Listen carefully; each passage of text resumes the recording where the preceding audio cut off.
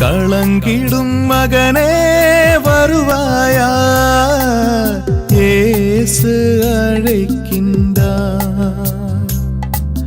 கண்ணீர் துடைப்பார், மார்போடு சேர்ப்பார், மாறாது அன்பு நம் இயேசு.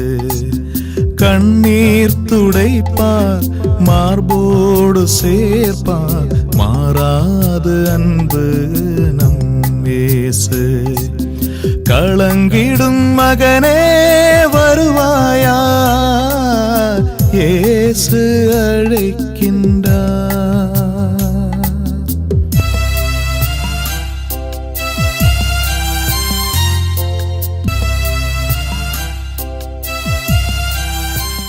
இயேசு கிறிஸ்துக்குள் பிரியமானவர்களே, ஆண்டவராக இயேசு கிறிஸ்துவின் பரிசுத்தமுள்ள திருப்பெயரிலே நல்வாழ்த்துக்கள்.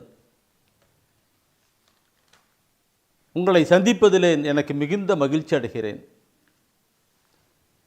இந்த தொலைக்காட்சி பார்த்து கொண்டிருக்கிற நீங்கள் ஒவ்வொருவருமே ஆசீர்வதிக்கப்பட்ட மக்களாக வாழ்ந்து கொண்டிருக்கிறீர்கள். எல்லா துதி கன மகிமையும் நம் அருமை ஆண்டவருக்கே. பிரியமானவர்களே, ஆண்டவர் தாமே இந்த நேரத்தை நமக்கு தந்திருக்கிறார். இந்த மாதா தொலைக்காட்சியை உற்பத்தி பண்ணி அவர் தானே நடப்பித்து இந்த நேரத்தை நமக்கு கொடுத்து எல்லாம் அவர் திட்டம் செயலோடு கூட நடப்பித்து வருகிறார். அவருடைய திட்டமும் செயல்பாடுகளும் நம்முடைய வாழ்க்கையிலே நாம் பயன்படுத்தி கொள்ள வேண்டும்.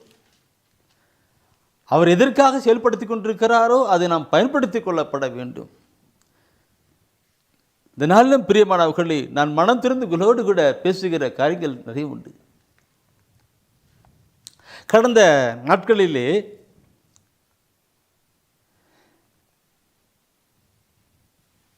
ஆண்டவருடைய 2ஆம் வருகை குறித்து நான் பேசினேன்.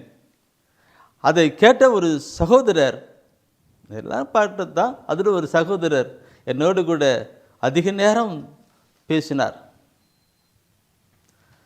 அவருடைய கருத்துக்கள் சில ப்ளஸ் நல்லதாகவும் சில மைனஸாகவும் இருந்தது. அது எப்படி இருக்கட்டும், நான் சொல்லுகிற கருத்தை நான் பார்க்கணும். நான் அவரிடம் கேட்ட பொழுது, நீங்கள் பைபிளை படிப்பீங்களான்னு கேட்டேன். பைபிளை படிப்பீங்களான்னு கேட்டேன். எப்பயாவது படிப்பேன்னு சொன்னார். எப்பயாவது படிப்பேன்னு சொன்னார். அதை கேட்ட உடனே எனக்கு மிகுந்த துக்கம் உண்டானது. மிகுந்த துக்கம் உண்டானது. பாருங்கள், அவள் நிறைய படிச்சிருக்கிறாரு, நிறைய உன்னத நல்ல பெரிய ஒரு வேலையில் இருக்கிறாரு. அவர் சொல்கிறாரு எப்போ படிப்பேன்ட்டு. எப்படி துக்கம் உண்டானது. என் அன்பானவர்களே, இந்த வேலையில் கூட செய்தியை கேட்டுக்கொண்டிருக்கிற நீங்கள் எல்லாருமே பைபிள் எடுத்து வச்சிருக்கிறீங்க, எழுதுறீங்க, பாராட்டுகிறேன். அதை கடைபிடிக்கணும். ஏன்னா இறை வார்த்தை விடுதலை அளிப்பது, மீட்பளிப்பது, நிலை வாழ்வு தருவதாக இருக்கிறது. எனவே பொல்லாத பிசாசானவன் வார்த்தை கேட்கக்கூடாதபடி, கேட்டு வாழ்வாக்கூடாதபடி செயல்பட்டு கொண்டிருக்கிறான். வார்த்தைகளை உள்ளத்திலிருந்து எடுத்து போய்விடுவானாம். லூக்காஸ் 8ஆம் அதிகாரம் 12ஆம் வசனம் சொல்லப்பட்டிருக்கிறது. விதைக்கிற உவமையை ஆண்டவர் சொல்லிக் கொடுக்கிறார். இறைவார்த்தை என்கிற விதையை விதைக்கிற பொழுது அந்த விதை உள்ளத்தில் பொல்லாத பிசாசு எடுத்துட்டு போயிடுவானாம். அப்படி இருக்கும் பொழுது நாம் கேட்டு வாழ்வாக்கணும். 60 100 பலன் கொடுக்கிற மக்களாக மாறணும். பிரியமானவர்களே, அதற்காக நம்மை ஒப்புக்கொடுக்கலாம். இது இந்த காதிலை கேட்டு இந்த காதிலை விடுவதாக அல்ல, உள்ளத்தில் இருத்தி அதை வாழ்வாக்கணும். ஒப்புக்கொடுப்போமா? எங்களை நேசிக்கிற அன்பின் ஆண்டவரே, உம்முடைய வார்த்தைகளை கேட்டு நாங்கள் வாழ்வாக்கி கொள்ள எங்களை ஒப்புக்கொடுக்கிறோம் ஆண்டவரே. நல்ல நிலத்திலே விழுந்த விதையானது 60 100 பலன் கொடுப்பது போல எங்களுடைய வாழ்க்கை அமையட்டும். ஆண்டவரே, நீர் பேசும். உம்முடைய விதைகள் எங்கள் இதயத்திலே விழுந்து அது கனி கொடுக்கட்டும். இயேசு கிறிஸ்துவின் மூலம் ஆமீன், ஆமீன். பிரியமானவர்களே, ஏனோ தெரியல, தூய ஆவியானவர் என்ன உணர்த்துகிறாரோ அதைத்தான் சொல்லிக் கொண்டு வருகிறேன். இந்த நாட்கள், இந்த காலகட்டங்களில் இதுதான் பேசணும், இப்படி தான் சொல்லணும் என்று அவர் உணர்த்தி கொண்டிருக்கிறதுனாலே நான் அப்படியாக செயல்பட்டு கொண்டிருக்கிறேன். அவருக்கு நான் அடிமை, என் எஜமானனுக்கு நான் அடிமை.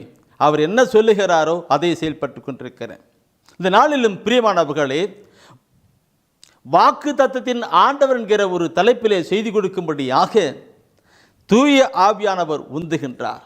வாக்கு தத்தத்தின் ஆண்டவர் என்று ஏன் இதை சொல்லுகிறேன் என்றால்,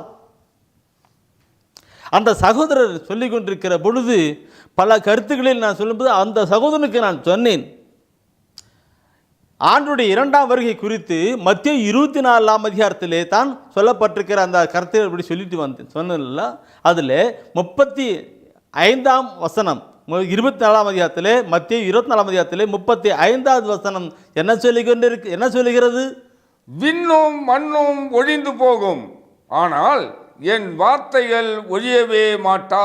பாருங்கள், விண்ணும் மண்ணும் அழிஞ்சு போயிடும், ஆனால் என் வார்த்தைகள் அழிவே அழியாதுன்னு சொல்றார் இல்லையா? அவர் சொல்லுகின்ற ஒவ்வொரு வார்த்தையும் அப்படிதான் செயல்பட்டு கொண்டிருக்கும். மிக தெளிவாக சொல்லுகிறார். 2ஆம் வருகைக்கு பார்க்கும்போது அந்த மத்தேயு 24ஆம் அதிகாரத்தில் அப்படியே சொல்லி வருகிறவர் அங்கே சொல்லுகிறார், அங்கே சொல்லுகிறார், அங்கே சொல்லுகிறார். இது அங்கே மாத்திரம் சொல்லவல்ல, ஆண்டவராக இயேசு கிறிஸ்து தன்னுடைய பிரசங்கத்தின் ஆரம்பத்திலே அவர் சொல்லிக் கொடுக்கிறார். மலைப்பிரசங்கத்திலே 5ஆம் அதிகாரத்திலே நீங்கள் 18வது வசனத்தை நீங்கள் பார்ப்பீங்களானா, நீங்கள் குறிச்சுக்கிடுங்க, படிக்க வேண்டாம். 5ஆம் அதிகாரத்திலே 18ஆம் வசனம் நினைக்கிறேன். அதில் என்ன சொல்லப்பட்டிருக்குனாக்க, இந்த வார்த்தை தான் விண்ணும் என்று வார்த்தைகள் ஒன்றும் அழியாது. அவர் வார்த்தை பேசுகிற பொழுது அவர் சொல்லி கொடுக்கிறார், விண்ணும் மண்ணும் அழிந்து போகும், என் வார்த்தைகள் ஒன்றும் அழியாது என்று அங்கே தொடக்கத்தில் சொல்லுகிறார், அங்கே முடிவிலும் சொல்லிக் கொடுக்கிறார். என் அன்பானவர்களே, அப்படிப்பட்ட ஆண்டுடைய வார்த்தையை குறித்து நாம் சிந்திக்கணும். முதலாவது நான் இந்த வார்த்தை பேசினா, இன்னைக்கு நம்ம மனிதனுடைய வாழ்க்கையில பார்க்குற பொழுது சொல்லுவாங்க, கொஞ்சம் நல்ல ஆலோசனை பண்ணுங்க, சிந்திங்க, அப்புறமால சொல்லுங்க என்றதெல்லாம் நிறைய பேர் சொல்லுவாங்க. கருத்துக்கள் நாம் பகிர் பண்ணும்போது சில வேறு கருத்தெல்லாம் இருக்கும். ஆனால் ஆண்டுடைய வார்த்தை, புறப்படுகிற வார்த்தை, அது மிக ஆலோசனை பண்ணதாகவும் வியப்பு பண்ணதை எல்லா காரியங்களும் கொண்டு வந்ததாக இருக்கும். திருப்பாடலில் நீ பார்ப்பீங்களான்னா 12வது திருப்பாடலில் 4வது வசனம் நினைக்கிறேன், அதில் சொல்லியிருப்பாங்க. சரி, 6வது வசனம், ஆண்டவரின் வாக்குறுதிகள் களப்பற்ற வாக்குறுதிகள், மண் உலையில் தூய்மையாக்கப்பட்ட வெள்ளி போன்றவை, 7 முறை புடமிடப்பட்டவை. இப்படி சொல்லி திருப்பாடல் ஆசிரியர் எப்படி சொல்லிக் கொடுக்க சொல்றாரு பாருங்க. நாம் மனிதனுடைய வாழ்க்கையில் கொஞ்சம் சிந்திங்க, அந்த சூழ்நிலையெல்லாம் பாருங்க, அப்படி பாருங்க, இப்படி பாருங்க, எல்லாம் சொல்லிக் கொடுத்தா வாயிலிருந்து புறப்படுற வார்த்தை சொல்லிட்டு, ஆனால் கூட அது பெயிலியர் ஆயிடுது. ஆனால் ஆணுடைய வார்த்தை, அவருடைய வாக்குறுதி 7 முறை புடமிட்டது போல இருக்குதான். எப்படி பார்த்தாலும் பிரகாசம் தானே இருக்கு. ஓ, என் ஆண்டவருடைய வார்த்தை இதை நம்முடைய வாழ்க்கையில் கொண்டு வரணும் பிரியமான. அவர் அப்படிப்பட்ட வார்த்தை தான் நம்முடைய வாழ்க்கைக்கு கொடுக்கிறார். நிலை வாழ்வு தருகிற வார்த்தை, அந்த வார்த்தை உண்மையாகவே செயல்படுகிறதாக இருக்கிறது. நீங்கள் முன்ன திருப்பாடலில் படிச்சிங்க தானே, அந்த இதில் இன்றைக்கும் 12 படிச்சிங்க. அந்த வார்த்தையோடு கூட ஒட்டி இன்னொரு வாசனை நீதிமொழி புத்தகத்தில் 30ஆம் அதிகாரத்தில் 5வது வசனத்தை நீ படித்து பாருங்க. 30ஆம் அதிகாரத்தில் 5ஆம் வசனம், கடவுளின் ஒவ்வொரு வாக்கும் பரிசோதிக்கப்பட்டு நம்பத்தக்கதாய் விளங்குகிறது. என் அன்பான சகோதரமே, இந்த விவிலியத்தில் சொல்லப்பட்ட வார்த்தைகள் அனைத்தும் ஆண்டுடைய வார்த்தை. அவன் நம்மோடு கூட பேசுகிற வார்த்தை, அது புடமிட்டப்பட வார்த்தை, நம்பத்தக்க வார்த்தை. இந்த வார்த்தையை நாம் எடுக்கணும், இந்த வார்த்தையை நாம் கொண்டு வந்து கடந்து வரணும். நம்பத்தக்கவை, அதாவது ஒவ்வொரு வாக்கும் பரிசோதிக்கப்பட்டு நம்பத்தக்கதாக இருக்கின்றது என்று. தம்மை அடைக்கலமாக கொண்டவர்களுக்கு அவர் கேடயமாக இருக்கிறார். இந்த வார்த்தை யாரெல்லாம் நம்புறாங்களோ, அவருடைய வார்த்தை யாரெல்லாம் நம்புறாங்களோ அவர்களுக்கு அவர் கேடயமாக இருக்கிறார். Praise the Lord. Praise the Lord. எனவே அன்பானவர்களே, அந்த சகோதரன் பைபிள் எடுக்கின்ற அந்த உணர்வோடு கூட தான் தூயா இப்படி உணர்த்துறாருங்கிறதுக்கு எல்லாரும் பைபிளை எடுக்கணும், படிக்கணும், படித்து கொண்டு வரணும். ஆண்டவராய் கடவுள் பரிசோதிக்கப்பட்ட வார்த்தையை நமக்கு தருகிறது. புடமிட்டப்பட்ட வார்த்தை, நம்பத்தக்க வார்த்தையை நமக்கு தருகிறார். வாயிலிருந்து புறப்படுகிற ஒவ்வொரு வார்த்தையுமே நமக்கு வாழ்வுதான். அது நம்பத்தக்கது தான். இதெல்லாம் பைபிள் இருக்கு. இது நான் சொல்லுகிற பொழுது நான் கொண்டு வரேன் ஆபிரகாமை கொண்டு வருகிற பொழுது என் அன்பானவர்களே, அவர்தான் இந்த மக்கள் எல்லாரும் படைச்ச பின்னாடி அது ஒரு தேர்ந்தெடுக்கப்பட்ட ஒரு இனம்ன்ற நிலையிலே ஆபிரகாம் கடந்து வருகிறார். தொடக்க நூலில் 12ஆம் அதிகாரத்தில் பார்த்தோன்னா, கடவுள் அவரை தேர்ந்து கொள்கிற நாட்டையும் தேசத்தையும் எல்லாம் விட்டுட்டு நான் காண்பிக்க நாட்டுக்கு நீ புறப்பட்டு போ, அங்கே உன்னை ஆசீர்வதிப்பேன்னு தொடக்க நூல் 12ஆம் அதிகாரம் சொல்கிறார். அவருக்கு நான் உனக்கு இதில் குழந்தைலாம் தருவேன்னு சொல்கிறார். ஆனால் அவருக்கு அந்த காலகட்டம் பார்க்குற பொழுது அப்படியே அவர் புறப்பட்டு போனார். கடவுளை நம்பி எல்லாம் புறப்பட்டு போனார். அங்கே புறப்பட்டு போயிட்டு பொழுது அங்கே காலம் கடந்து போகிறது. அவர் குழந்தை இல்லை, ரொம்ப ஃபீல் பண்ணுறார். அந்த தொடக்க நூலில் 15ஆம் அதிகாரத்தில் நீங்கள் பார்ப்பீங்களான்னா, 15ஆம் அதிகாரத்தில் தொடக்க நூல் 15ஆம் அதிகாரத்தில் 1 6 வசனத்தை நீ படிப்பினாக்க கருத்துக்கள் மிக மிக இருக்கும். குறிச்சிக்கிடுங்க, படிக்க வேண்டாம், இருக்கும்.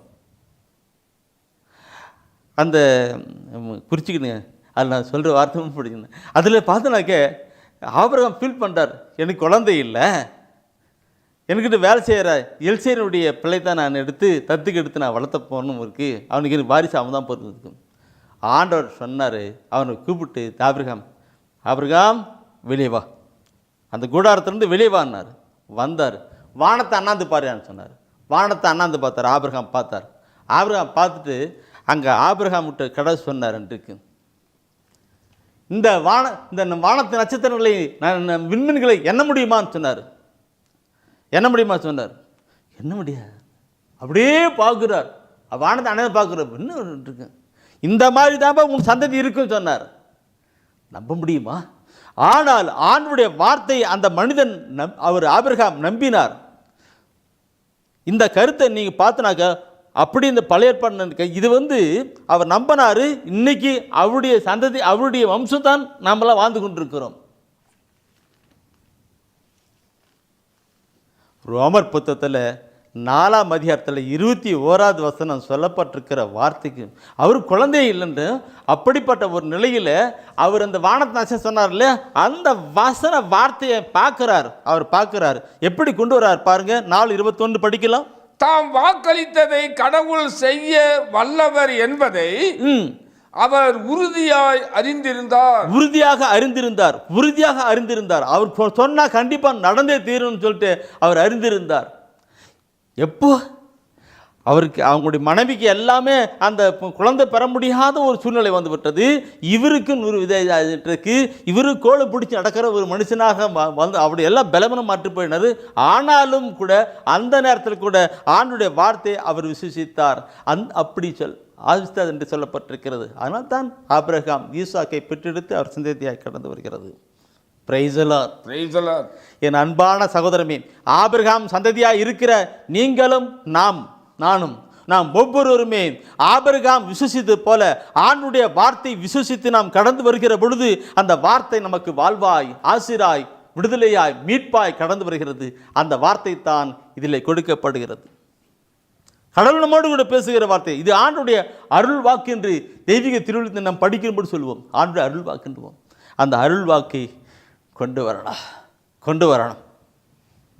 இதை நான் சொல்லுகிற ஒவ்வொரு கருத்தை நான் சொல்லியிருக்கேன். அடுத்து நான் சொன்னதுக்கும் ஒரே ஒரு கருத்தை நான் சொல்லி முடிக்கலாம்னு நினைக்கிறேன். இருக்கு கடவுள் இஸ்ரேல் மக்களை, எகிப்தில் அடிமைகளாக இருக்கிற இஸ்ரேல் மக்களை விடுதலை கொண்டு வருவதற்காக மோசேவை தேர்ந்து கொண்டார். மோசேவை கிட்ட நான் இப்படி தான் நான் ஒரு திக்குவாய், மோசே வந்து சொல்கிறார், நான் திக்குவாயின் தானே, நான் எப்படி போயிட்டு அங்கே பார்வோன் ராஜா கட்டினா சொல்லி அந்த மக்களெல்லாம் கொண்டு வர முடியும், எகிப்தில் எப்படி கொண்டு வர முடியும், எப்படி செய்ய முடியும்னு சொன்னார். நீ ஒன்றும் பயப்படாத, நீ போ, உன்னோடு கூட நான் இருக்கிறேன், உன்னோடு கூட நான் இருக்கிறேன்னு சொன்னார். இந்த வார்த்தை அந்த மனுஷன் விசேஷித்தார், மோசே விசேஷித்தார். உன்னோடு கூட நான் இருக்கிறேன், நீ போன்னு சொன்னார். அந்த ஒரு விசுவாசத்தோடு ஆண்டுடைய பெயரால் அவர் கடந்து போய் இந்த நிலையை தான் கடந்து வந்து. என் அன்பானவர்களே, கடவுள் மோசையோடு கூட கடவுள் அடிக்கடி பேசுகிறார், இந்த மக்களை இப்படி வழிநடத்து, இப்படி பண்ணு, எப்படி பண்ணுன்னு சொல்கிறார். அதெல்லாம் அவர் என்ன பண்ணுறாருனாக்க ஒரு அப்படி எடுத்துக்கிட்டு அந்த காலத்தில் ஓலையில் அப்படி எழுதி அவர் சொல்கிறாருனாக்க அதெல்லாம் கேட்டுக்கிட்டு அப்படியே எழுதி வைக்கிறார். அந்த வார்த்தைகள் எல்லாம் அந்த ஒவ்வொரு கால சூழ்நிலைக்கு ஏற்றபடி அதை பயன்படுத்தி வருகிறார். அன்றைக்கு மோசேவெல்லாம் எழுதி வைத்தார். இன்று உங்களுக்கும் எனக்கும் நம் ஒவ்வொருவருக்குமே எழுதப்பட்ட வார்த்தைகள் எங்கே? இதுதான். என் பைபிளை நீ படிப்பேன் பார்க்குற பொழுது அனைசத் செல்வான் இருக்கும், நான் அதில் அப்படியே பைபிள் படிச்சுட்டு வருவேன் இருக்கும். ஒரு அருமையான ஒரு வாக்குத்தத்தம் அங்கே எனக்கு கொடுக்குற மாதிரி சொல்கிற மாதிரி இருக்கும். அப்போ உடனே அங்கே அண்டர்லைன் பண்ணிவிட்டு அந்த டேட்டு கூட அங்கே எழுதுவேன்.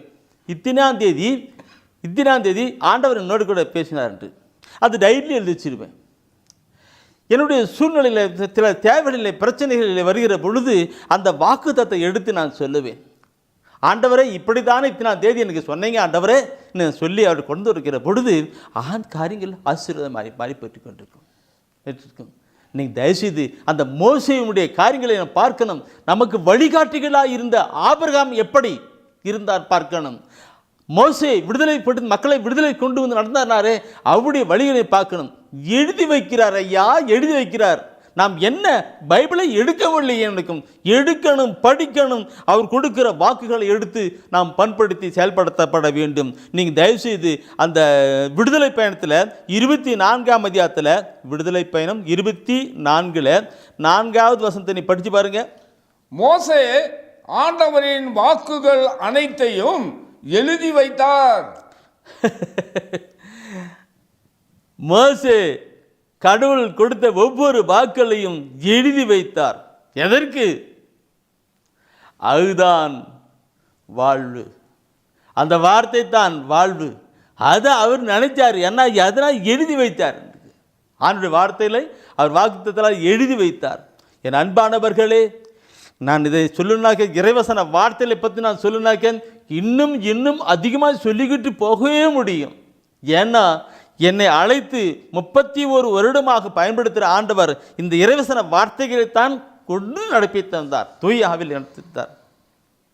நாம் பைபிளை எடுக்கணும், படிக்கணும். அது நமக்கோடு கடவுள் நம்மோடு கூட பேசுகிறவராக இருக்கிறார். மகனே என்று நம்மோடு கூட பேசுகிறவராக இருக்கிறார். நாம் குறித்து வைக்கணும், எழுதி வைக்கணும். அந்த வாக்கு எந்த காலத்தில் நம்ம என்ன பயன்படுத்தணும். ஆபிரகாம் சொன்ன வாக்குகளை, கடவுள் சொன்ன வாக்கு நிறைவேறியே தீரும் என்று அவர் கடந்து வந்தார். அதே போல நம்முடைய வாழ்க்கையில் இப்படிப்பட்ட வார்த்தைகள் நிறைவேறும் என்று நாம் கொண்டு வரணும். மோசே எல்லாம் எழுதி வைத்தார். இன்று நீங்களும் நானும் ஒவ்வொருவரும் கடவுள் இந்த நாளிலே என்னோடு கூட பேசினார் என்று எழுதி வைக்கணும். எழுதி வைங்க சகோதரமே, எழுதி வைங்க சகோதரமே. அந்த வார்த்தை உயிருள்ளதும் ஆற்றல் மிக்கதுமாக நமக்கு வாழ்வளிக்கிறதமாக இருக்கிறது. ஆபிரகாமுக்கு எப்படி செய்ததோ, மோசேக்கு எப்படி செய்ததோ நமக்கு செய்தா இருக்கிறது. Praise the Lord, praise the Lord. சரி, இதை நான் சொல்லுகிற பொழுது எனக்குள்ளாக ஒரு கருத்து உண்டாண்டிருக்கும். நிறைய சொல்லணும், கொஞ்சம் சொல்லி டச் பண்ணி விடுறேன், நாளைக்கு தினத்தில் தளர்த்துக்கலான்னு. இந்த தாவீது, இந்த சங்கீத திருப்பாடல் ஆசிரியர், இந்த மோசே தாவீதுன்னு எல்லாம் இருக்கும். அதில் நீ பார்ப்பீங்கன்னாக்க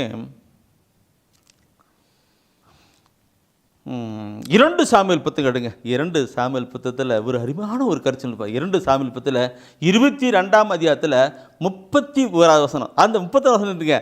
அந்த 22ஆம் அதிகாரம் என்ன சொல்றது? அந்த அதிகாரம் தலைப்பு என்ன இருக்கு? தாவீதின் வெற்றி பாடல். தாவீதின் வெற்றி பாடலாம். அவர் வாழ்க்கையில் அந்த இறைவசன வார்த்தைகள்லாம் கொண்டு வந்து வெற்றி அடைஞ்சு அவர் பாடுறாரு. அதான் தாவீதின் வெற்றி பாடல்னு சொல்லிட்டு அங்கே கொண்டு வராருங்க. இது மோசே கூட செஞ்சிருக்கிறாரு. வாக்குத்தத்தெல்லாம் விசுவசித்து அவர் வெற்றி பாடலை கொண்டு வர்றாருன்னுக்கு. இங்கே தாவீது சிறப்பாக கொண்டு வர்றாருன்னுக்கு வெற்றி பாடல். அந்த பாடல் இன்னைக்கு அந்த சாமுவேல் புத்தகத்தில் படிக்கப்பட்ட அந்த வார்த்தைகளை வெற்றி இந்த தாவீதின் வெற்றி பாடலில் அது படித்து பாருங்கள். இறைவசன வார்த்தை மேலே எவ்வளவு ஒரு நிலையிலே கொண்டு வந்து அவர் வெற்றி பெற்றிருப்பார் என்பதை நாம் பார்க்கணும். நீங்களும் நாம் ஒவ்வொருவருமே வெற்றி பாடல் பாட வேண்டும். நம்முடைய வாழ்க்கையில் வர ஒவ்வொரு பிரச்சனை போராட்டங்களிலும் கவலை கண்ணீர் துக்கத்தினத்திலும் வெற்றி அடைந்து வெற்றி மேலே வெற்றி வந்து என்னை சேரும், இதை வாங்கி தந்த பெருமை எல்லாம் அவரை சேரும். அப்படி கொண்டு வரணும். கடுனா சொன்னாக்கே எப்பொழுது நீங்கள் மகிழ்ச்சியாக இருங்கள் என்று சொல்றார் இல்லைங்களா? எப்பொழுது மகிழ்ச்சியாக இருக்கு. அந்த மகிழ்ச்சியின் காரியத்தை தான் இந்த தெய்வீகத்தில் கொண்டு போய்கின்றிருக்கிறார். நாம் வெற்றி பெறணும் ஒவ்வொரு சூழ்நிலையிலும். அந்த தாவீது வெற்றி பெற்று பாடுறாரு இல்லைங்களா? அந்த நேற்றுக்கு தினத்தில் சாமுவேல் புத்தகத்தில் படித்தோம்பல் 31வது வசனத்தை படித்தோண்டிருக்கும்.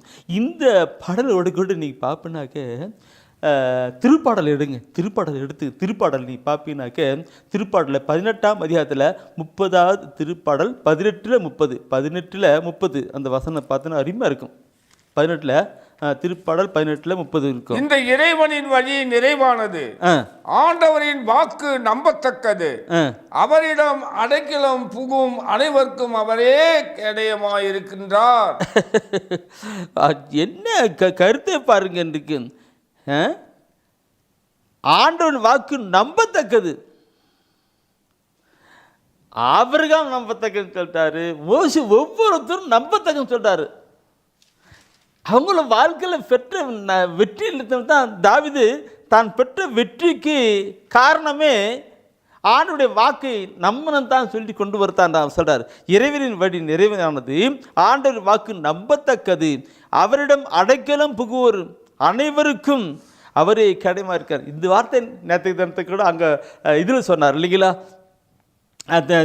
இந்த சாமுவேல் இதில் படிக்கும்போது சொன்னார். அதே வார்த்தை தான் இங்கேயும் கொண்டு வர்றார். அப்படின்னா அவர் அங்கேயும் சொல்கிறாரு, இங்கேயும் சொல்லி கொண்டு வர்றார். அப்படின்னா அவருடைய மனசில் என்ன இருக்கும், எப்படி இருக்கும்? சொல்கிறதே சொல்லி கொண்டு வரணும். எப்படி இருக்கும்? இறைவசன வார்த்தை அப்படியாய் கேடயமாய் அமைகின்ற ஒரு கருத்து தான் சொல்லப்பட்டிருக்கிறது.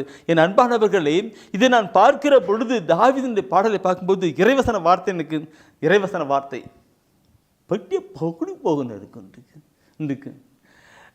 திருப்பாடல்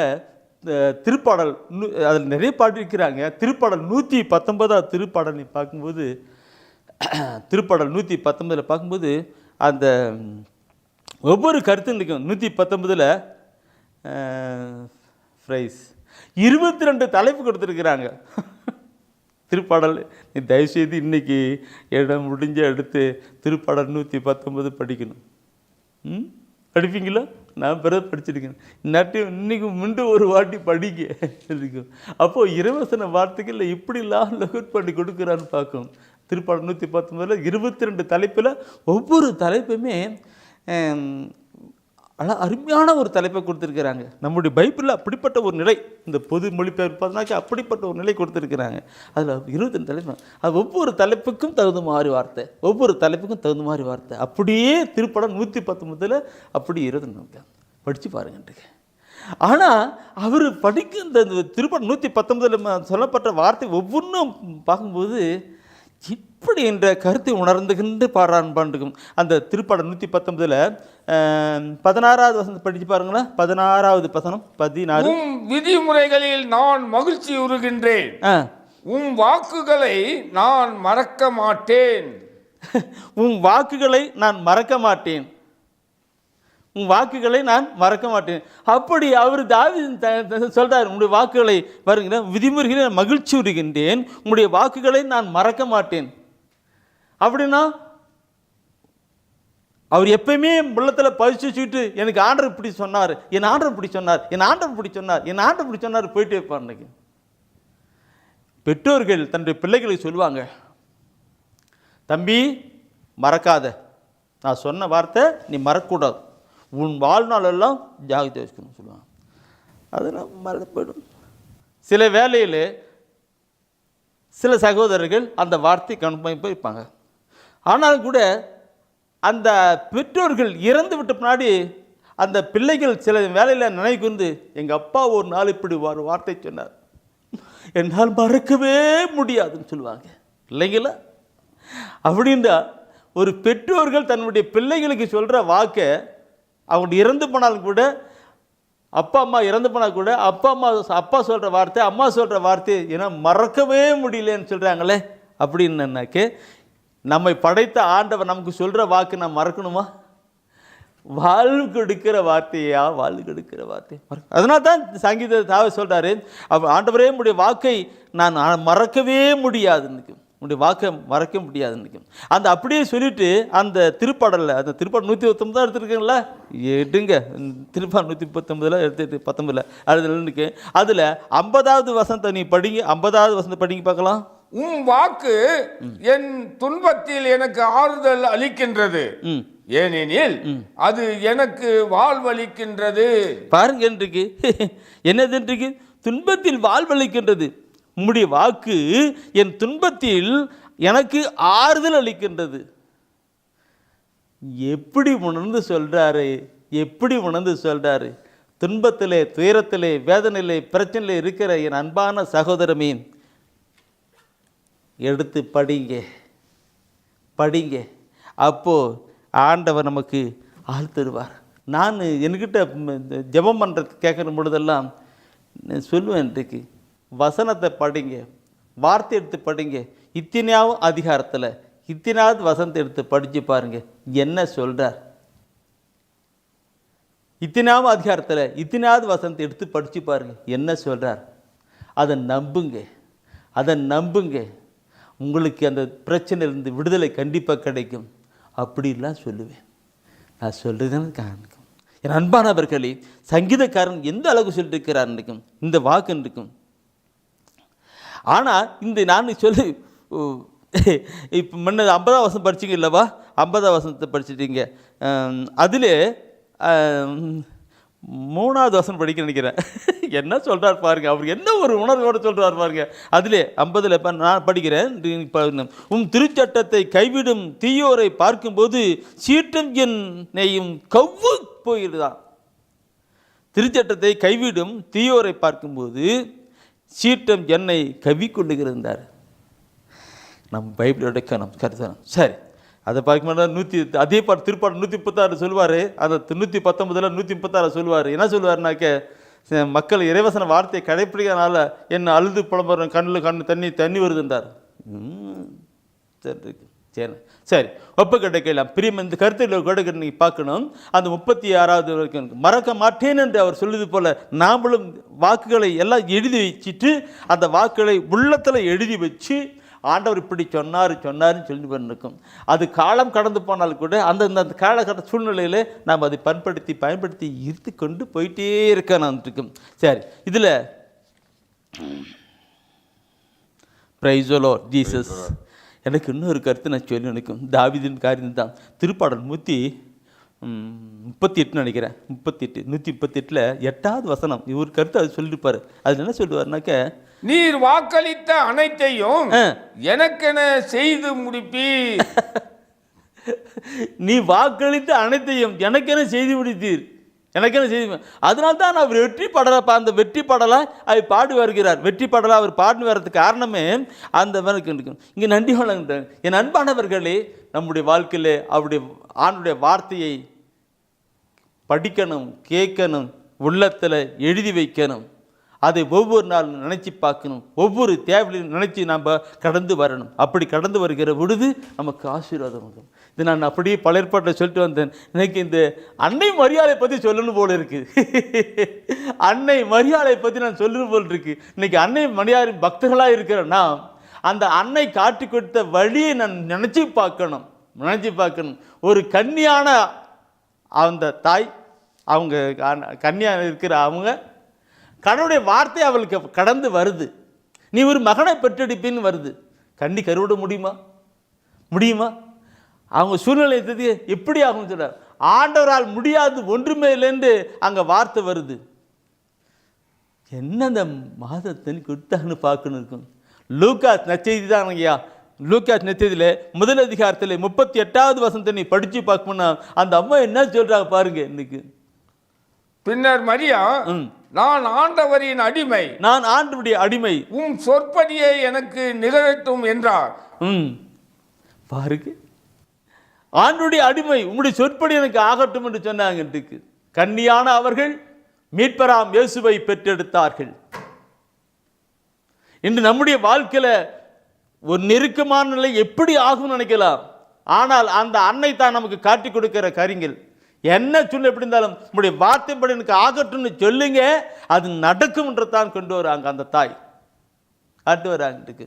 இந்த வார்த்தை பார்க்கும் பொழுது என் அன்பானவர்களே, அந்த அன்னை மரியாள், அன்னை தாய் மரியாள் உங்களுடைய வார்த்தைப்படி ஆகட்டும்னு மீட்பெரும் தாயாகணும். அந்த தாய் மரியாள் உடனே என்ன பண்ணுறாங்கன்னாக்க அவங்க கூட சொல்கிறார், கடவுள் சொல்கிறாரு, எலிசபெத் அம்மாவுக்கு இது 6வது மாதம், உன்னுடைய உறவினான எலிசபெத் அம்மாவுக்கு இது 6வது மாதம் சொன்ன உடனே இந்த தாய் அன்னை மரியாள் விரைந்து சொல்லுகிறார். விரைந்து சென்று அங்கே எலிசபெத் அம்மாவில் வாழ்த்துக்க போகிறாங்க. பாரு எதுக்கு அவங்க குழந்தை பாக்கியம், எலிசபெத் அம்மா குழந்தை பாக்கியம் இல்லை, ஆனால் இப்போ 6வது மாதம் சொன்ன உடனே அவங்களுக்கு உதவி செய்யறதுக்கும் அவங்கள பார்க்கறதுக்கும் அவங்க வாழ்த்துறதுக்கும் உடனே புறப்பட்டு போகிறாங்க. இங்கே போயிட்டு அந்த எலிசபெத் அம்மாவில் வாழ்த்துகிற பொழுது அங்கே பரிசுத்த ஆவியானவர் எப்படிலாம் நினச்சி பார்க்கணும், இதெல்லாம் நினச்சேன். பரிசுத்த ஆவியானவர் அசி கட்டு அவங்கள நிரப்புறாங்க. அவங்க வயிற்றில் இருக்கிற எலிசபெத் அம்மா வயிற்று இருக்கிற குழந்தைன்னு தின்னுருக்கு. அப்போ அந்த யார் எலிசபெத் அம்மாவில் சொல்கிற ஒரு வார்த்தை இருக்கும், அதை பார்த்துருக்கும். அந்த லூக்காஸில் 1:45 வசனம், 45 வசனம், அது என்ன சொல்லுங்க பாருங்க. ஆண்டவர் உமக்கு சொன்னவை நிறைவேறும் என்று நம்பிய நீர் பேறு பெற்றவர் என்றார். பேறு பெற்றவன் ஆண்டவர் சொன்ன வார்த்தை நிறைவேறும் என்று சொல்லி நம்பின நீங்க பேறு பெற்ற சொன்னாங்க. இங்க அந்த அம்மா நம்பினாங்க. பரிசுத்தாவிய நிரப்பப்பட்ட அந்த எலிசபெத் அம்மா சொல்ற வார்த்தை என்னன்றைக்கு ஆண்டவருடைய வார்த்தை நிறைவேறும் நம்பின நீங்க பேறு பெற்ற சொன்னாங்க. இன்று அந்த எலிசபெத் அம்மா சொல்ற வார்த்தை தான் நம்ம ஒவ்வொரு இருக்கும். அன்னை மரியாள் சொல்லி காட்டி கொடுத்த வார்த்தை தான் இருக்கு. அன்னை மரியாள் என்ன சொல்றாங்க இன்றைக்கு? காணா ஒரு கல்யாணத்தில் ஒரு குறைவு இருந்தது, திராட்சை இது பண்ணுது. அவங்க நம்ம சொல்கிறது, அவர் சொல்லுது போல் நீங்கள் செய்யுங்கன்னு சொன்னாங்க. அவர் சொல்லுது போல் செய்யுங்க. அங்கே தண்ணீர் திராட்சைமாய் மாறி போனது. என் அன்பானவர்களே, கடவுளுடைய வார்த்தைகளை நாம் எடுக்கணும். அவருடைய வாக்குத்தங்களை எடுத்து நாம் கொண்டு வரணும். அப்படி கொண்டு வருகிற பொழுது நமக்கு அது ஆசீர்வாதமாக மாறுகிறது. ஆசீர்வாதம் இருக்குது. இதை பற்றி நான் நான் நிறைய கொண்டு இருக்கேன். இன்றைக்கு ஆண்டுடைய வசன வார்த்தையை பார்க்கிற பொழுது என் அன்பானவர்களே, டிவியில் திருப்பலி நடத்தும் பொழுது நற்கரணை கொடுக்குற வேலையில் ஒரு கருத்து ஜெபமாக போட்டுருவாங்க. என்ன இப்போ ஜெபம் பண்ணுவாங்க இன்றைக்கு என்ன நூற்று தலைவர்னு சொன்னேன். நூற்று தலைவனுடைய வார்த்தை தான், ஆண்டவரே என்னுடைய இல்லத்தில் நீர் வர நான் தகுதியற்றவன், ஆனாலும் ஒரு வார்த்தை சொன்னால் போதும் என் வேலைக்காரன் சுஸ்தமாவான். இல்லைங்களா? ஒரு வார்த்தை சொன்னால் போதும் என் வேலைக்காரன், என் பையன் ஒரு குணம் பெறுவான். ஒரு வார்த்தை சொன்னால் போதும் நிற்கும். அப்போ ஒரு வார்த்தை சொன்னான்ட்டுக்கு அந்த நூற்று தலைவன் இதுதான் நீங்கள் பார்க்கணாக்க அதில் மத்தியில் தான் 8ஆம் அதிகாரத்தில், மத்திய 8ஆம் அதிகாரத்தை 8ஆம் வசனம் சொல்லப்பட்டிருக்கிறது. அது நடக்கும். இது அவரு சொல்கிறாரு, நூற்று தலைவன் என்கிட்ட 100 பேர் வேலை செய்கிறாங்க, அடி செய்கிறாங்க. நான் சொன்னால் அப்படி செய்கிறாங்க. நீங்கள் சொல்லுங்க, நடக்கட்டும் என் வேலைக்காரன். ஒரு வார்த்தை சொன்னால் போதும். இந்த ஒரு வார்த்தை அப்படி மட்டும் இந்த மட்டும் வாக்கு வாயில் புறப்படுற வார்த்தை எப்படிலாம் செயல்படுங்க. சரி, அடுத்து நம்ம இன்னொருத்தர் தெரியும், சிமியோன் பேதுரு தான். சிமியோன் லூக்காஸ் நற்செய்தியில் 5ஆம் அதிகாரத்தில் 5ஆம் வசனம் நீ பார்ப்பீங்கன்னாக்க அதில் சொல்லப்பட்ட குறிச்சிக்கிடுங்க. லூக்காஸ் 5ஆம் அதிகாரத்தில் இருக்கு. இரவு முழுதும் படகை போட்டு மீன் பிடிக்க போகிறாங்க, ஒரு மீனும் கிடைக்கல. விடிகாலம் அந்த படகு வலையெல்லாம் சரி பார்த்து கொண்டிருக்கிறார்கள். இயேசு அங்கே வரார். இயேசு அங்கே வருகிற பொழுது பார்க்குறார், நீங்கள் மழை விட்டுருக்கு, சரி நீ இப்போ போயிட்டு வலை வீசுங்கன்னு சொல்கிறாரு. அப்போது சிமோன் சொல்கிறாரு, என்ன சொல்கிறாரு? போதகரே, இரவெல்லாம் நாங்கள் வலை போட்டோம், ஒரு மீனும் கிடைக்கல. இதை வச்சே ஒரு பிரசங்கம் செஞ்சு கொடுக்குன்னு நினைக்கிறேன். இரவெல்லாம் நாங்கள் வலை போட்டோம், ஒன்றும் கிடைக்கல.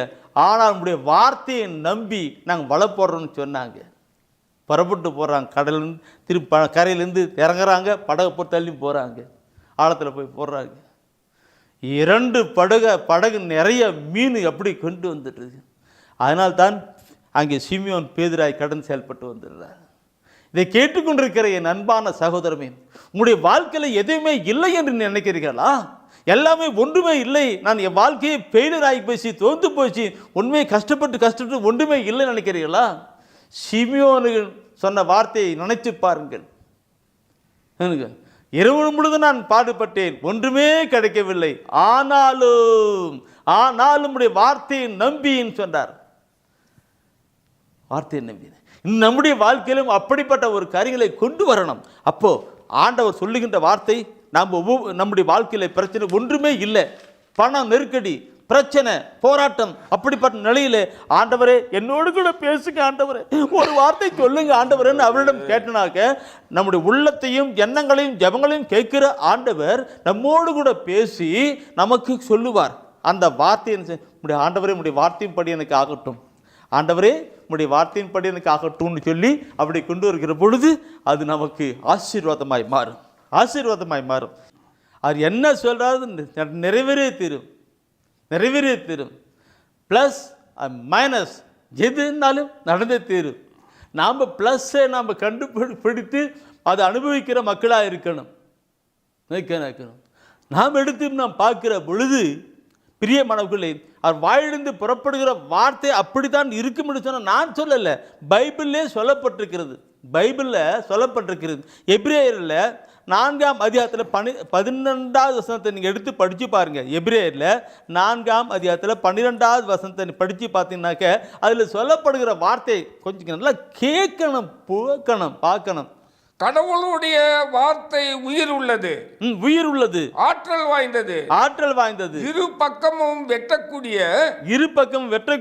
எந்த வாளினும் கூர்மையானது, ஆன்மாவையும் ஆவியையும் பிரிக்கும் அளவுக்கு குத்தி ஊடுருவுகிறது, எலும்பு மூட்டையும் மஜ்ஜையும் அவ்வாறே ஊடுருவுகிறது, உள்ளத்தின் சிந்தனைகளையும் நோக்கங்களையும் சீர்தூக்கி பார்க்கிறது.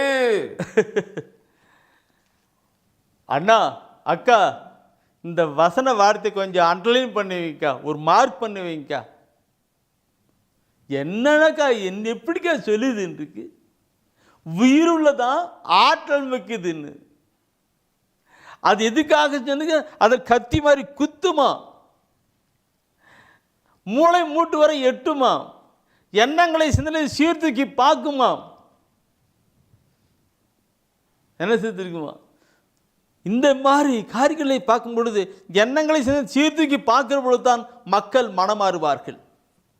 பேதுரு பிரசங்கம் பண்ணுகிற பொழுது 3000 மக்கள் 5000 மக்கள் உள்ளம் குத்தப்பட்டவர்களாக மனம் திரும்பினார்கள் என்று நாம் பார்க்கிறோம்.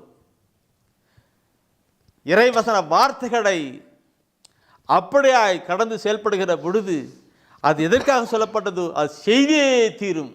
மன மாற்றத்திற்கு தான் இது பைபிளில் அதிகமாக சொல்லப்பட்டிருக்கிற வார்த்தை. சொல்லப்பட்ட வார்த்தை மக்கள் மனமாறணும், அவர் அனுபவிக்கப்பட வேண்டும் என்று சொல்லப்பட்ட வார்த்தை எடுத்த கடன். என் அன்பானவர்களே, இதை நான் சொல்லுகிற ஒவ்வொரு காரியங்களும் பார்த்து நீங்கள் பார்க்கணும் இருக்கும். அவர் வாயிலிருந்து புறப்பட்டு உயிருள்ள ஆட்டம் எடுக்கணும். இந்த கருத்தோடு கூட நான் அடுத்து ஒரு கருத்தை நான் சொல்ல முடியும். இந்த வார்த்தை சொல்லுகிற பொழுது வேற ஒன்றுக்கும்.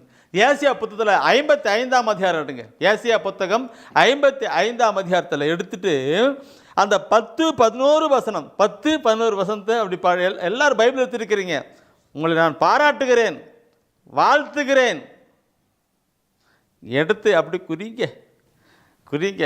எல்லா மக்களும் பைபிள் எடுக்கணும்னு நீங்கள் ஜெபம் பண்ணுங்கக்கா, ஜெபம் பண்ணுங்கண்ணா. எல்லாரும் மக்களும் பைபிள் எடுக்கணும், நற்செய்தியை முக்கியத்துவம் கொடுக்கணும். கொண்டு வாங்க. 55ல் 10-11 வசனம் என்ன சொல்லுகிறது? மழையும் பனியும் வானத்திலிருந்து இறங்கி வருகின்றன, அவை நிலத்தை நனைத்து முளை அரும்பி வளர செய்து விதைப்பவனுக்கு விதையையும் உண்பவனுக்கு உணவையும் கொடுக்காமல் அங்கு திரும்பி செல்வதில்லை. அவ்வாறே என் வாயிலிருந்து புறப்பட்டு செல்லும் வாக்கும் இருக்கும். வாக்கும் இருக்கும். அது என் விருப்பத்தை செயல்படுத்தி எதற்காக நான் அதை அனுப்பினேனோ அதை வெற்றிகரமாக நிறைவேற்றாமல் வெறுமையாய் என்னிடம் திரும்பி வருவதில்லை. ஜீசஸ். வானத்து மலையும் பனியும் பூமியில விழுந்து வறண்டு போய் இருக்கிற இந்த பூமியில், மழை இல்லாமல் காஞ்சி போய் இருக்கிற இடத்துல அந்த மழை வந்து விழுந்த என்ன ஆகும்? எல்லாம் பசுமை உண்டாகும். என்ன உதாரணம் பாருங்க.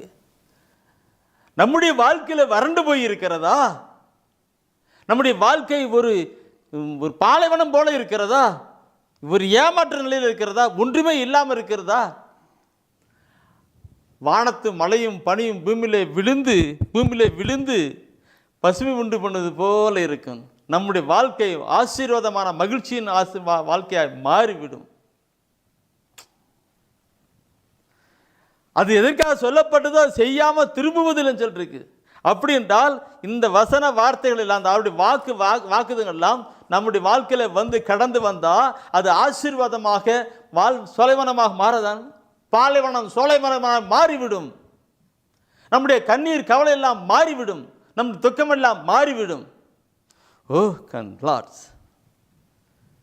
எனவே தான் இந்த இப்படிப்பட்ட வார்த்தைகளை எடுக்கக்கூடாது, படிக்கக்கூடாது, கேட்கக்கூடாது என்று தான் பொல்லாத பிசாசானவன் மக்களிடையே மறைமுகமாக செயல்பட்டு கொண்டே இருக்கிறான்.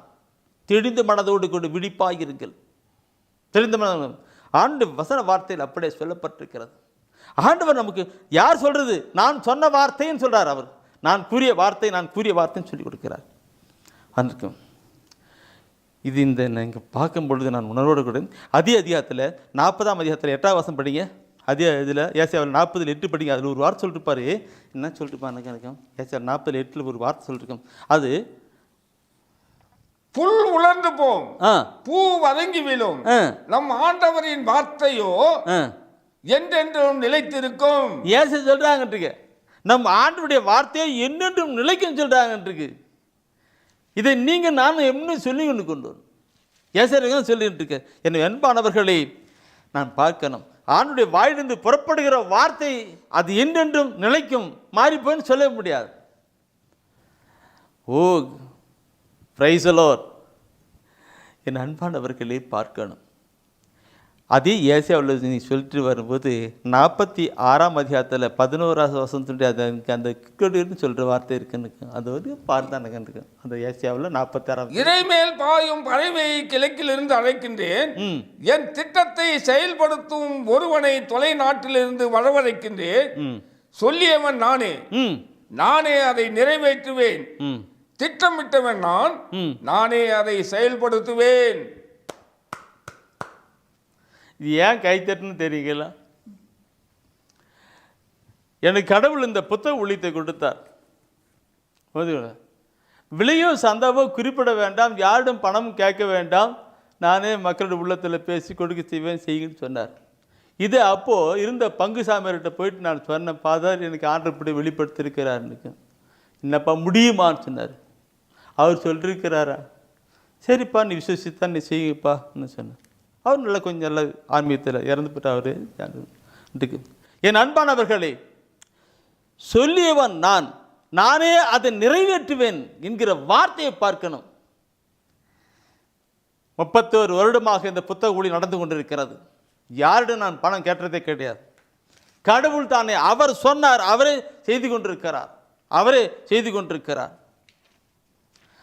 இதை நான் பார்க்கும் பொழுது ஆண்டுடைய வார்த்தை எவ்வளவு உண்மை உள்ளது, உயிர் உள்ளது, ஆற்றல் மிக்கது, அது மாறாதா இருக்கிறது என்பதையும் சிந்தித்து பாருங்கள். Oh my God. இந்த வசனத்தை நான் சொல்லுகிற பொழுது, இந்த வாக்குகளை சொல்லுகிற பொழுது, எசேக்கியேல் புத்தகத்தில் 12ஆம் அதிகாரத்தில் 25வது வசனத்தை நீ படிப்பீங்களானா அங்கே சொல்றாரு, இந்த முன்ன சொல்லப்பட்ட வார்த்தை தான் அங்கே கொஞ்சம் விளக்கமாக அழுத்தமாக ஆழமாக குத்துறாரு. அங்கே சொல்லி பார்க்கணும். நானே ஆண்டவர், நானே ஆண்டவர், நானே உரைத்திடுவேன், நானே உரைத்திடுவேன், நான் உரைக்கும் வாக்கு நிறைவேறியே தீரும், நான் உரைக்கும் வாக்கு நிறைவேறியே தீரும், இனிமேல் காலம் தாத்தாது, இனிமேல் காலம் தாட்டாது, கலகம் செய்யும் மீட்டானே, நானே உரைத்திடுவேன், நானே உரைத்திடுவேன், வாக்கை நானே நிறைவேற்றுவேன் என்கிறார் தலைவராகிய ஆண்டவர். தலைவராகிய ஆண்டவர். அப்படி நான் இந்த பைபிளில் சொல்லப்பட்ட வாக்குகள் எல்லாம் எப்படி எனக்கிட்ட சில சகோதர சகோதரிகள் ஜெபிக்க கேட்கிற பொழுதெல்லாம், என் ஜெபக்குழுவில் ஜெபிக்க கேட்கிற பொழுதெல்லாம் அவர்களுக்கெல்லாம் இந்த வாக்கு என்ன பிரச்சனை அதுக்கு இந்த வாக்கு, என்ன பிரச்சனை அந்த வாக்கு, இந்த வசன வாக்கை நீங்கள் சொல்லுங்க, விசுவாசத்தோடு கிட்ட ஜெபிங்க. தாய் மரியாள் அப்படி தான் ஜெபம் பண்ணாங்க, ஆசீர்வாதம் வாங்கி போனாங்க, நீங்கள் ஜெபம் பண்ணுங்கன்னு சொல்லி கொடுப்பேன். வாக்குகள் சொன்னது அவர், அதாவது செய்து அவர் செஞ்சு அவர் முடிச்சே தீர்வார் தான் சொல்லப்பட்டிருக்கிறது. என் அன்பானவர்களே, வாக்கு தத்தத்தின் ஆண்டவருடைய செய்தியை கேட்டுக்கொண்டிருக்கிற நீங்கள் இனி அவருடைய வாக்கு தத்தத்தை பற்றி பிடித்து கொள்ளுங்கள், எழுதி வையுங்கள், அதுவே நினைவு கொண்டு சொல்லுங்கள், ஜெபியுங்கள்.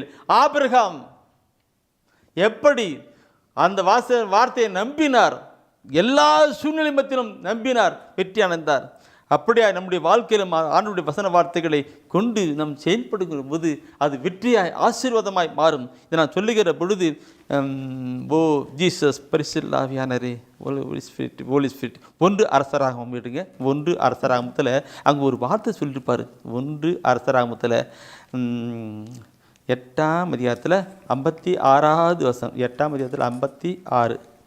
தாம் வாக்களித்தபடியெல்லாம் தம் மக்களாகிய இஸ்ரவேலருக்கு அமைதியை அருளிய ஆண்டவர் போற்றி போற்றி போற்றி போற்றி. அவர் தம் ஊழியர் மோசேயின் மூலம் கொடுத்த நல்வாக்குகள் அனைத்தும் நிறைவேறின, ஒன்றேனும் பொய்க்கவில்லை. ஓ கிரேஸ்! என்ன, எப்படி தாம் வாக்களித்தெல்லாம் தம் மக்களாகிய இஸ்ரவேலிற்கு, நாம் தான் அவருடைய மக்கள், அவருடைய இஸ்ரேல் மக்கள், எல்லாம் நிறைவேறிய தீர்ன்னு சொல்லிட்டு. என் அன்பானவர்களே, கடவுள் தந்த வாக்கு மோசேவிலே அப்படி கொண்டு வாக்கு இருக்கு. நம்முடைய வாழ்க்கையில் அப்படிப்பட்ட நிலையை கொண்டு வரணும். இது நான் சொல்லுகிற பொழுது, நான் தூய ஆவியானவர் என்ன எது எப்படி சொல்றாரோ அதை அப்படி சொல்லிட்டு வர்றதுதான் வசன வார்த்தையில் இருக்கு. அதனால தான் சில வேலை ஜெபிக்கும் பொழுது கூட ஒருவேளை பிளாக் ஆனால் கூட உடனே ஓ பரிசுத்த ஆவியானவர் சொல்லிட்டு அவர் திரும்ப தூண்டி எடுக்கிறது தான். என் அன்பானவர்களே, பார்க்கணும், நான் இப்படிப்பட்ட அருமையான ஒரு வார்த்தையை மற்ற மக்களுக்கு கொடுக்கணும். இஸ்ரேலுக்கு, என் மக்கள் இஸ்ரேலுக்கு கொடுக்கணும், மற்றவர்களுக்கு இல்லை, நமக்கு. அவர்களும் ஆண்டவர் இயேசுவை ஏற்றுக்கொண்டாலும் அவர்களும் அவருடைய மக்களாய் அவருடைய ஆண்டுடைய மக்களாய் மாறுறாங்க. அப்போ அவர் சொல்கிறது வார்த்தை பார்க்கணும்னு. ஆனால் இப்படிப்பட்ட வார்த்தையை, இப்படிப்பட்ட வாக்கு தத்தமான வார்த்தைகளை என் அன்பானவர்களே கடவுள் நமக்கு கொடுத்திருக்கிறார். திருத்துதர் பண்ணி முடிஞ்ச உடனே அடுத்தது எது வருது? ரோமர். திருத்தூர் பண்ணி முடிஞ்ச உடனே திருத்தூர் தான் மக்களை கடந்து அந்த திருத்தூர் அடுத்து ரோமர். அந்த ரோமர் புத்தகத்தில் நீ பார்ப்பனாக்க ஆரம்பத்திலே 3ஆம் அதிகாரத்தில் 2வது வசனம் சொல்வார். 3ஆம் அதிகாரத்தில் 2வது வசனம் சொல்வார், எல்லா வகையிலும் அவர்கள் பெரும் பயன் பெற்றுள்ளார்கள். முதலாவது, கடவுளின் வாக்குகள் அவர்களிடமே ஒப்படைக்கப்பட்டன. கடவுளுடைய வாக்கு யாரிடம் ஒப்படைக்கப்பட்டது? நமக்கிட்ட தான். நாம் வாழ்ந்து அனுபவிக்கணும்னு ஒப்படைக்கப்பட்டிருக்குன்னு சொல்றது. நாமெல்லாம் வாழ்ந்து அனுபவிக்கணும். நேற்றும் இன்றும் என்றும் மாறாதவர், விண்ணும் அண்ணும் அழிந்து போனாலும் என் வார்த்தைகள் ஒன்றும் அழியாது என்று சொல்லுகிறவர் யாரும் கொடுத்திருக்கிறாங்க? நம்மகிட்ட கொடுத்திருக்கிறாங்க, வாக்குல கொடுத்திருக்கிறாங்க இல்லைங்களா? அவன் வாக்குகள் அவர்களிடமே ஒப்படைக்கப்பட்டதுன்னு சொல்லப்பட்ட வார்த்தை. எனக்கு அது ஒரு வாசனை அப்படியே போயிட்டு இருக்கும். அந்த 3வது வசனத்தை படிச்சு பாருங்க, என்ன சொல்லுது? ஆனால் அவர்களுள் சிலர் அவ்வாக்குகளை நம்பவில்லையே. அதனால் என்ன? அவர்கள் நம்பாததால் கடவுள் நம்பத்தகாதவர் ஆகிவிடுவாரா? பாருங்க, இதுக்கு நீங்களே கருத்தை ஆய்வு பண்ணிக்கிடுங்க. நான் சொல்லலை இல்லையா? நம்முடைய நிலையில பார்க்கணும். நான் சொல்லவே இல்லை. நீங்களே சிந்தனை பண்ணுங்க, எப்படின்னு பார்த்துக்கிட்டுங்க. என் அன்பானவர்களே, கடவுளுடைய வாக்குகளை நாம் பார்க்கணும். அது ஏன்னா அன்னைக்கு பார்க்குற பொழுது மக்கள் ஒன்று பரிசுத்தத்தில் ஒன்றும் வரல, பாவமான நிலையிலே வந்துட்டு இருக்கிறாங்க. ரெண்டாவது பார்க்கும் பொழுது வாழ்க்கையில் கவலை, கண்ணீர், துக்கம், வேதனை, பிரச்சனை ஓடிக்கிட்டு இருக்கிறாங்க. ஏன், எப்படி, இதில் இல்லைங்களா? அவருடைய வருகை மிக சமீபமாக இருக்கிற இந்த காலகட்டத்திலே இன்னும் பரிசுத்தமான நிலை கடந்து வரல. ரெண்டாவது, இவ்வளோ நாட்கள் ஆண்டவர் எவ்வளவு நல்லவர் என்று சுவைத்து அவருக்குள் மகிழ்ச்சியாக கொண்டு வரல, அவரோடு கூட இணைகின்ற நிலையில் கடந்து வரல. கடந்து செயல்படணும். தயவுசெய்து பேதுரு எடுங்க. 2 பேதுருல 1 அதிகாரத்தை 4வது வசனத்தை எடுங்க. அதுல ஒரு வார்த்தை சொல்லிருப்பாருங்க. இன்றைக்கு எப்படி சொல்லிருக்கிற பாருங்க. பேதுரு, தீய நாட்டத்தால் சீரழிந்துள்ள உலகை விட்டு விலகியோடி இறைத்தன்மையில் பங்கு பெறுங்கள். இதற்கென்றே கடவுள் நமக்கு உயர் மதிப்புக்குரிய மேலான வாக்குறுதிகளை அளித்துள்ளார். நான் இங்கே பாவம்னு சொன்னேன், நேற்று வாழ்க்கையில் கண்ணீர்னு சொன்னேன், வேதனை கண்ணீர் சொன்னீங்க. என்ன சொல்லிருக்கு? இந்த தீய நாட்டங்களை, சீரழிந்து உள்ள இந்த காரியங்களை விட்டு விளங்க, பரிசுத்தத்தில் கடந்து வாங்க, இந்த வார்த்தைகளை பற்றி பிடித்து கொள்ளுங்க, வார்த்தைகளை பற்றி பிடித்து கொண்டு வாங்க. அப்போ எல்லா கவலை, கண்ணீர், எல்லாம் துக்கம் எல்லாம் மாறும். ஆண்டோடு கூட மகிழ்ச்சியாக இருக்கும். கருத்துக்கள், நீ தீய நாட்டத்தில் சீரழிந்து விலகி அந்த பட்ட அவுட் பண்ணுங்க, பாவத்தை விட்டு விலகுங்க, பரிசுத்தத்தில் கடந்து வாங்க, ஆண்டோடைய வார்த்தை நம்புங்க. உங்களுடைய கவலை, கண்ணீர், துக்கம், வேதனை, பிரச்சனை, போராட்டம் எல்லாம் மாறும். ஆண்டவர்களை மகிழ்கின்ற ஒரு மகிழ்ச்சியாய் கடந்து வரும். நம்முடைய அருமை ஆண்டவர் எவ்வளவு நல்லவர் என்று சுவைத்து கடந்து போக முடியும். அருமை ஆண்டவர் எவ்வளவு நல்லவர் என்று அனுபவித்து வைக்க முடியும். நம்முடைய ஆண்டவரிடம் இல்லாதது ஒன்றுமில்லை, நம்முடைய ஆண்டவரிடம் இல்லாத ஒன்றுமில்லை, அவரால் முடியாத ஒன்றுமில்லை. அப்படி இருக்க நம்முடைய வாழ்க்கை ஏன் இப்படி என்று சிந்திங்க சகோதரமே, சிந்திங்க. நான் சொல்லிக் கொண்டு வரும்போது என் உணர்வுகளோடு தூய ஆவியான உந்துகிற காரியங்கள் இருக்கும். இந்த பைபிள் இருக்கு, இந்த பைபிளில் நம்முடைய வாழ்க்கைக்கு அத்தனையுமே கொடுக்கப்பட்டிருக்கு. உனக்கு குழந்தை பாக்கியம் இல்லையா? கடன் பிரச்சனையா? திருமணமாக இல்லையா? ஒவ்வொன்றுக்கும் வார்த்தைகள் அப்படி கொடுக்கப்பட்டிருக்கிறது. அந்த வாக்குகளை சொல்லி ஆண்டவரே நம்முடைய வார்த்தையின் படி, இந்த வாக்கின் படி எனக்கு ஆகட்டும் சொல்லுகிற பொழுது நடக்குமா நடக்காதா? நான் இந்த வாக்கில் என்ன சொல்றேன்? ஏசியா புத்தகம் எடுங்க. ஏசியா புத்தகத்தில் 34ஆம் அதிகாரத்தில் 16ஆம் வசனம் எடுங்க. 34ல் 16ஆம் வசனம் எடுங்க. ஆண்டவரின் ஏற்று சுருளை ஆய்ந்து படியுங்கள், எதுவுமே தனித்து விடப்படுவதில்லை, துணையின்றி எதுவும் இருப்பதில்லை. ஏனெனில் ஆண்டவரின் வாய் மொழிந்த கட்டளை இது, அவரது ஆவிதான் இவற்றை ஒருங்கிணைத்தது. பிரதர்ஸ், சிஸ்டர்ஸ், ஆணுடைய ஏற்றுச்சிரல் ஆராய்ந்து படிக்கணும். அதில் எதுவுமே வேண்டாது விட்டதில்லை, எல்லாமே கொண்டு வந்திருக்கு. இல்லைங்களா? ஒரு மெடிக்கல் ஸ்டோர் போகிறோம், மெடிக்கல் ஸ்டோர் போனாக்க நமக்கு என்ன தேவையோ அந்த மருந்தை நாம் கேட்டு வாங்கிக்கிறோம். ஒரு ஜென்ரல் ஸ்டோர் போகிறோம், நமக்கு தேவையான பொருளாக எடுத்துகிட்டு கடந்து வரோம். அதே போல் நம்முடைய வாழ்க்கையில் எதெல்லாம் தேவையோ அதெல்லாம் இங்கே இருக்கிறது.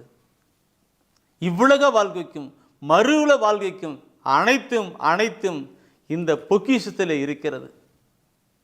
இந்த ஏற்று சுருளா ஆகிய இந்த பொக்கிஷத்தில் இருக்கிறது. நாம் எடுத்து நாம் படிக்கணும். நாம் படிக்கிறப்ப நான் சொன்ன படிக்கணும், அதை வாழ்வாய் கொண்டு வரணும். சங்கீதக்காரன் அந்த திருப்பாடல் 119 அவர் சொல்வார். அவர் சொன்ன அந்த திருப்பாடல் நேற்று முதலாவது பார்த்தீங்களா, திருப்பாடல் தாவீது வெற்றி பாட பாடினார்ல, அதில் பார்க்கும்போது பண்ணுங்க. அதில் பாருங்க 119 18வது வசனத்தில் அவர் சொல்வார், ஒரு வார்த்தை சொல்வார், வார்த்தை பார்க்கணும். திருச்சட்டத்தில் வியப்பானவற்றை நான் கண்டுணருமாறு என் கண்களை திறந்தருளும். சகோதரர் படிக்கும்போது என் கண்களை திறந்தருன்னு அவர் சொல்லி படிக்கிறாரு. நானும் என் கண்களை திறந்தருளுன்னு நான் சொல்லுவேன். நீங்களும் சொல்லுங்கண்ணா, நீங்களும் ஒவ்வொருவரும் சொல்லுங்க. ஆண்டவர்கிட்ட இந்த திருச்சட்டத்தில் இருக்கிற மகத்துவமுள்ள காரியங்களை, வாக்குத்தக்கமான காரியங்களை நான் எடுத்து அனுபவிக்க என் கண்களை திறந்துருன்னு கேட்குங்கக்கா. நான் கேட்குற பொழுது அந்த வாக்குகள் அப்படியாக நான் அதை கேட்குற பொழுது ஆண்டவர் காட்டி கொடுப்பார். என்ன இடத்து எங்கே இடக்குன்னு ஏசியாவில் எடு, மத்தேயுவில் எடு, எரேமியாவில் எடு, லூக்காஸில் எடு, அவர் காட்டி கொடுப்பார். அந்த வசனம் படிக்கிற பொழுது அந்த வார்த்தை நமக்கு வாழ்வாக மாறும். ஆண்டவர் நம்முடைய வார்த்தையின்படி எனக்கு ஆகட்டும் என்று சொல்லி அன்னை மரியாளை போல நாம் சொல்லி கடந்து வருகிற பொழுது அது வாழ்வாய் மாறும். மலடியாக இருக்கிறவர்கள் குழந்தை பெறுவார்கள். கடன் பிரச்சனை மாறும். திருமண காரியம் நடக்கும். உன் குடும்பத்தில் அமைதி உண்டாகும். மனம் திருந்தாத பிள்ளைகள் மனம் திருந்துவார்கள்.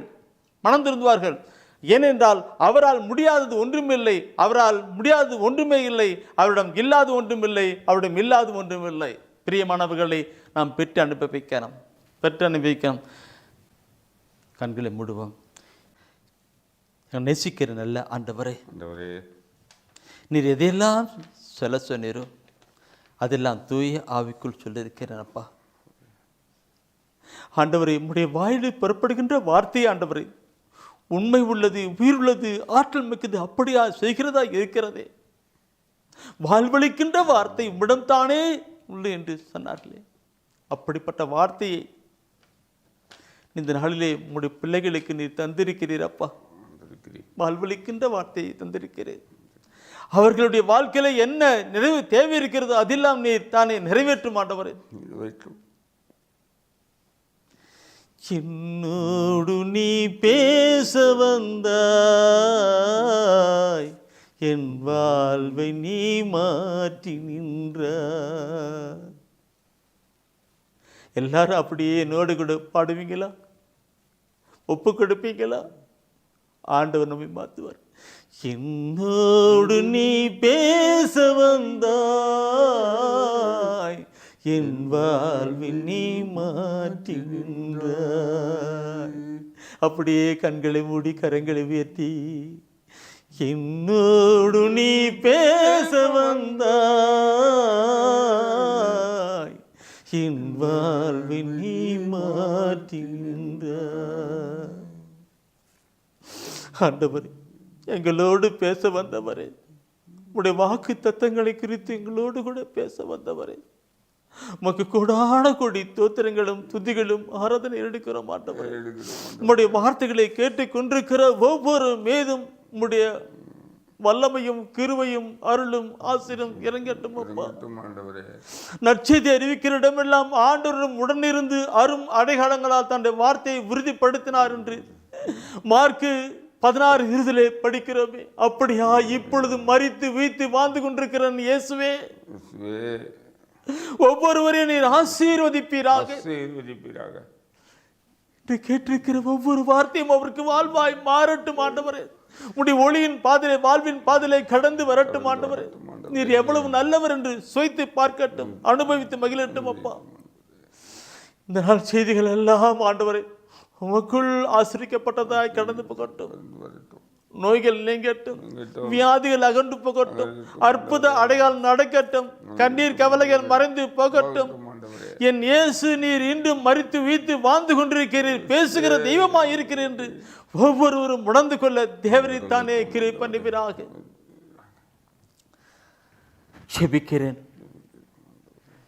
செபிக்கிறேன். நீர் அப்படியே செய்ய போறதுக்காக விசுவாசத்தோடு கூட நன்றி செலுத்துகிறேன். என் உயிருள்ள நல்ல பிதாவே, ஆமீன், ஆமீன். அரியே வாழ்க, ஆண்டவரும் உடனே, பெண்களிலே நீர் பேரு பெற்றீரும், மகனும் வாழியவே.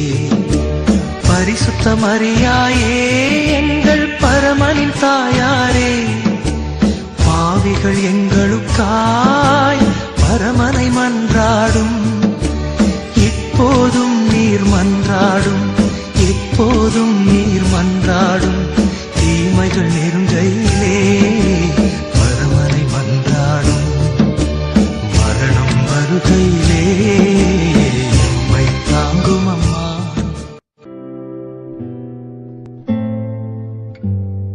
தெய்வ ஒளியும் ஒளியும் என்ற மாத இதழ்